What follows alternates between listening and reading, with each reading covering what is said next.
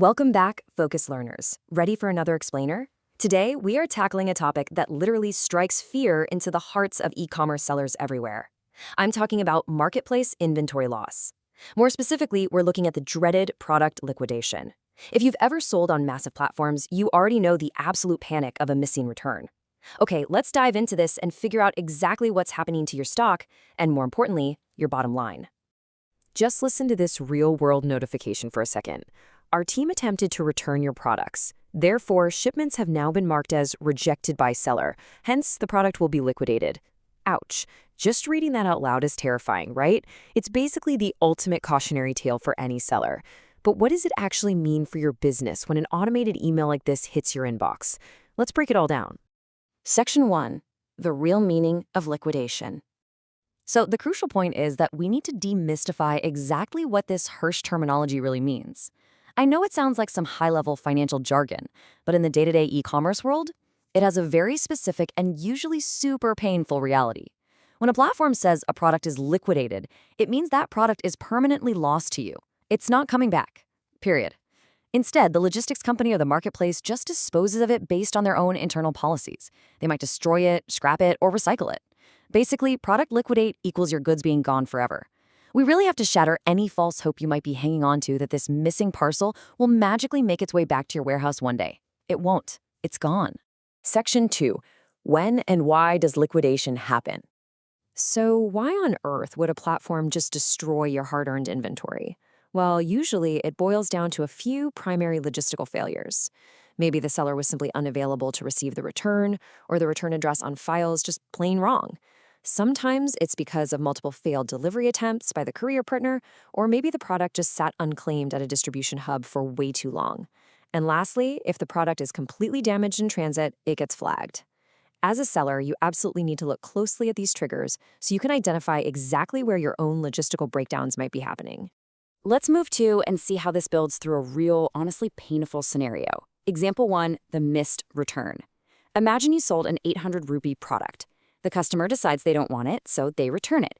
The delivery partner actually brings it all the way back to your warehouse. But there's a huge problem. The warehouse is closed. Or maybe you just aren't there to sign for it. After a few attempts where you fail to receive the parcel, what happens? Boom. Step 4. The parcel is liquidated. You literally lose an 800 rupee item simply because of a locked door. Another incredibly common scenario is example 2, unclaimed parcels. Let's say your return parcel is just sitting in a courier warehouse for days on end. Why?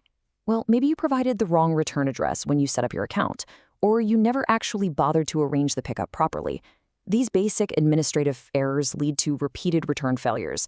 And since platforms are operating on this massive scale with super strict timelines, your parcel basically becomes doomed.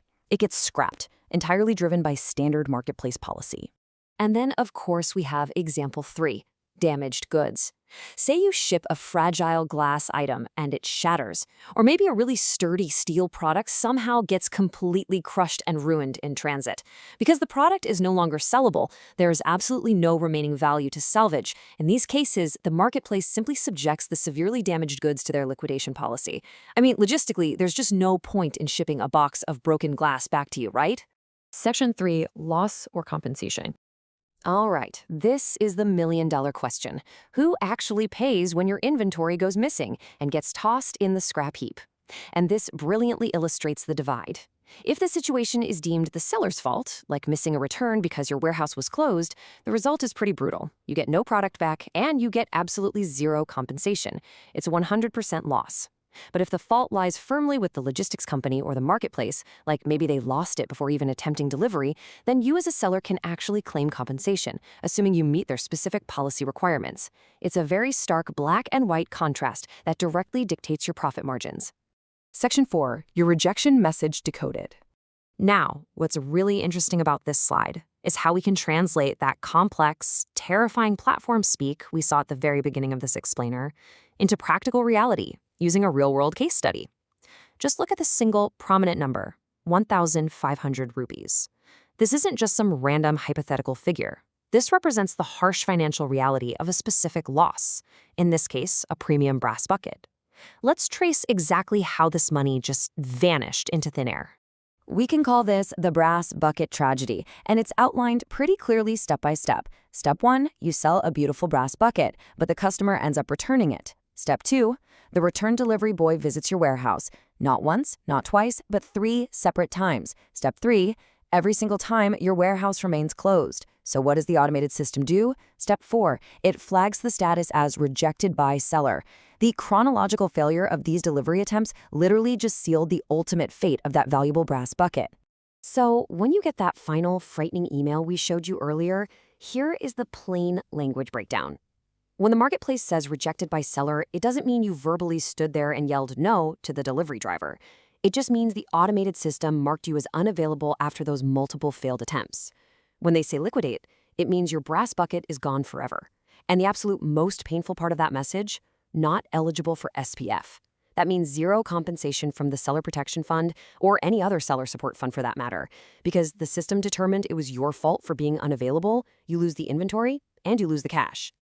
Which brings us to our final slide, and a genuinely vital question for all you focused learners out there running your own stores. Are you actively tracking your daily return attempts to save your inventory from being scrapped? As we've seen today, one closed door or one wrong address can literally cost you thousands in uncompensated losses. You have to take administrative action today to ensure your warehouse is always ready to receive those returns. And looking at all this, it kind of makes you wonder, doesn't it? Just how different are these specific liquidation and compensation policies across the various major platforms? Well, that's a fascinating deep dive for another day. Keep learning, keep optimizing your operations, and I'll catch you in the next explainer.